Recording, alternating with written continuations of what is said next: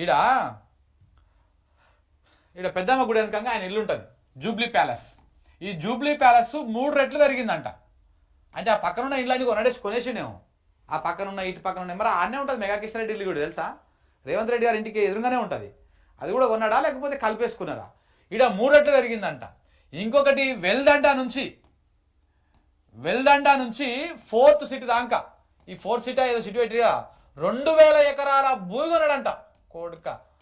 2000 ఎకరాల భూమి ఈయన అన్నదమ్ముల పేర్ల మీద, బినామీల పేర్ల మీద 2000 ఎకరాల భూమి కొన్నాడంట. కేటీఆర్ గారు చెప్తా ఉన్నారు. దాంతోపాటు మన కొండలన్న ఆస్తులు పెరిగినాయంట, మన తిరుపతి అన్న ఆస్తులు పెరిగినాయంట, వీళ్ళ కుటుంబ సభ్యుల ఆస్తులు పెరిగినాయంట. వీళ్ళ బామ్మారిది సృజన్ రెడ్డి, సూదిని సృజన్ రెడ్డి, ఆయన పేరు ఏం పేరే? ఈ సృజన్ రెడ్డి 10 లక్షల రూపాయల ఆమ్దాని లేనట్టు ఈయనకు 1400 కోట్ల కాంట్రాక్ట్ వచ్చింది. ఎట్లొచ్చింది? సో ఇట్లా చాలా విషయాలని బయటకు వచ్చినాయి. నిజంగా కూడా మరి మనకు రాష్ట్రం అప్పే పుడతలేదు, రాష్ట్రం మొత్తం దివాలా తీసిందని చెప్పి మరి యనుమల వారి కుటుంబం ఎట్లా విరాజిల్లుతా ఉంది, ఏ రకంగా విరాజిల్లుతా ఉంది, దీన్ని కూడా సమాధానం చెప్పాల్సిన అవసరం ఉంటుంది ముఖ్యమంత్రి గారు. 100% చెప్పాలి. ఇవన్నీ అబద్ధాలా, వాస్తవాలా, అవాస్తవాలా, వీటికి సమాధానం చెప్పండి. ఒకవేళ అవాస్తవాలు అయితే వాస్తవాలు ఏంటో చూపియండి. ప్రతిపక్షాలు ఆరోపిస్తూ ఉన్నాయి కదా, ప్రజలు కూడా ఆరోపిస్తూ ఉన్నారు ఇవన్నీ.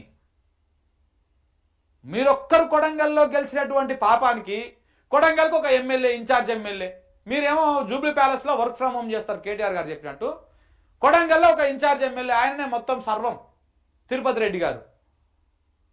మళ్ళా రెవెన్యూ శాఖనేమో మొత్తం తమ్ముడు కొండలరెడ్డి చూస్తున్నాడంట.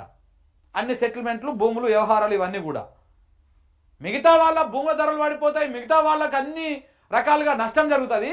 ఇక్కడ మాత్రము రేవంత్ రెడ్డి గారి కుటుంబ సభ్యులు వాళ్ళ ఆస్తులు మాత్రం భయంకరంగా పెరుగుతాయి. అదేందో ఇదేం లాజికో అర్థం కానటువంటి పరిస్థితి. ఇంకా ఇప్పుడు అంటున్నాడు రేవంత్ రెడ్డి గారు, నిన్న 200 రూపాయలు చేస్తాడు పెట్రోల్, ఇన్నరో లేదో అన్నాడు, 200 చేస్తాడు ఇప్పుడు. అందుకే నేను అంటున్నా, ధరలు పెంచుడు కాదు, బుర్ర పెంచుకో, సంపద నుంచి ఆలోచన చెయ్యి, అంతేగా. ఆయన ఏది పెంచుకోడు, కేవలం ధరలే పెంచుతాడు. మొన్నే చెప్పిండు ఆయన, పెట్రోల్ రేట్ 200 పెంచుకుందావుర్యా, డీజిల్ రేట్ పెంచుకుందావుర్యా, ఇంకా రేపు పెరుగుతాయి. అవి తప్పకుండా పెరగబోతా ఉన్నాయి చూడండి మీరు. ఇక అంతకు మించి ఆయనకు పైసలు వచ్చే ఆదాయం లేదు, ఆ మార్గం లేదు. డబ్బులు కావాలంటే ఇప్పుడు రేట్లు పెంచాలి. పెట్రోలు, డీజిలు, నిత్యావసరాల మీద రేట్లు పెంచేసి జనం ముక్కు విండి వసూలు చేసుకోవడం కోసం రేవంత్ రెడ్డి తాపత్రయపడతా ఉన్నాడు. 17 నెలల్లో నీ మంత్రులు నల్గొండ పోయి తన జిల్లాకి 100 కిలోమీటర్లు పోయి కూడా ఉంటే తప్ప హైదరాబాద్ దాటిపోమంటుండే ఒక్కొక్క మంత్రి. ఈ ఎకానమీ క్లాస్ అంటాడు ముఖ్యమంత్రి. నువ్వు ఎక్కే విమానం దిగే. మన ఉత్తమ్ కుమార్ రెడ్డి గురించి చెప్తా ఉంటారు. నేను చూసిన తిరుమల మళ్ళీ చెప్తుంటాడు, చూసినావా, నీకు ఎందుకే హెలికాప్టర్ అంటాడు. నిజంగానే మరి ఆ ఉత్తమ్ కుమార్ రెడ్డికి, కోమటిరెడ్డి వెంకటరెడ్డికి ఎందుకు చెప్పు హెలికాప్టర్? దేనికోసం? పోయి వీళ్ళు మాట్లాడి ఏమైనా కట్టకట్టుకొచ్చేది ఉందా? ఆ హెలికాప్టర్లో ఆ ఆయిల్ అది ఉంటుంది, ఆ ఇంధనానికి అయ్యే ఖర్చు, ఆ ఖర్చుకు సంబంధించినటువంటి అంతమందం కూడా పనిచేసినారు. వీళ్ళు పోయి మాట్లాడితే ఆ అవతలోడికి అర్థం కాదు, వాళ్ళని చెప్పిన వీళ్ళకి అర్థం కాదు. ఇంత టైంపాస్ ముచ్చట్లు. సో కాబట్టి ఇవన్నీ కూడా చూడండి మీరు, హెలికాప్టర్లను వాడతారు వీళ్ళు, మళ్ళీ దుబారా ఖర్చు మేము తగ్గించినాం అంటారు. నిన్న నాకు ఎవరో చెప్పిర్రు, ఈ ఎమ్మెల్యేలకు, మంత్రులకు కూడా మొత్తం జీతాలన్నీ కట్ చేయరు. అది మరి మొత్తం కట్ చేసేయి, రాష్ట్రానికి ఆదాయమే లేదు, మొత్తం అప్పే ఉడతలేదు, మనం మొత్తం దివాలా తీసిపోయినాం, మనం ఆగమైపోయినాం కదా రాష్ట్రం. ఎమ్మెల్యేలకు, మంత్రులకు, ముఖ్యమంత్రికి ఉన్నటువంటి అలవెన్సెస్ కానీ, జీతాలు కానీ, ఆ సొంతం పైసలు, ఎవరి పైసలు ఆడే పెట్టుకోవాలి. మినిస్టర్ క్వార్టర్స్లో ఉంటారు కదా, అవి కూడా కాల్ చేపించేసి కిరాయికి ఇర్రి. బయట వాళ్ళకి కిరాయికి ఇస్తే పైసలు వస్తాయి కదా మనకు నెలలకి. లేకపోతే ఎమ్మెల్యేలు, మంత్రులు ఉంటారు కదా, అలానే వాళ్ళ దగ్గరనే కిరాయి వసూలు చేయరు.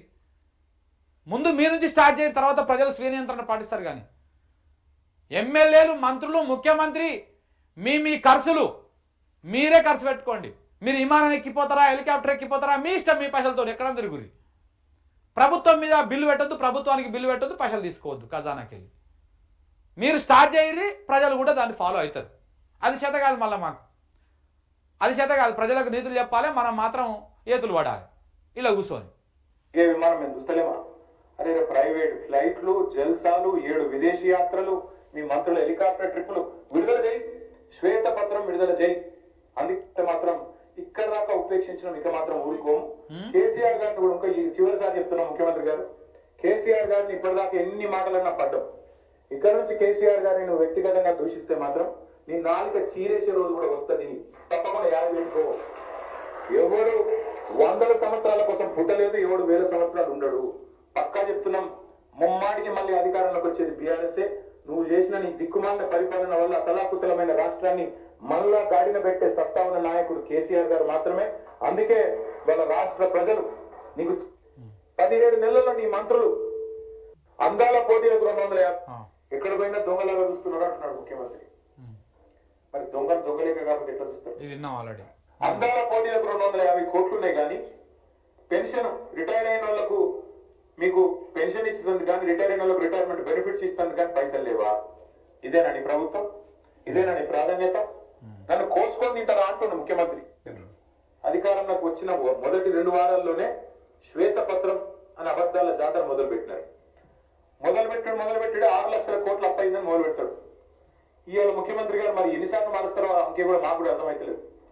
మొదలు పెట్టినప్పుడు డిసెంబర్ 2023లో 6 లక్షల చిల్లర కోట్ల అప్పు అని చెప్పాడు కేసీఆర్ గారు చేసింది. ఇవాళ చెప్తున్నాడు నిన్న 8,29,000 కోట్లు. అంటే ఈ 2 నెలలు వచ్చినప్పుడు కూడా కేసీఆర్ ఖాతాలను వేసాడు అన్నమాట.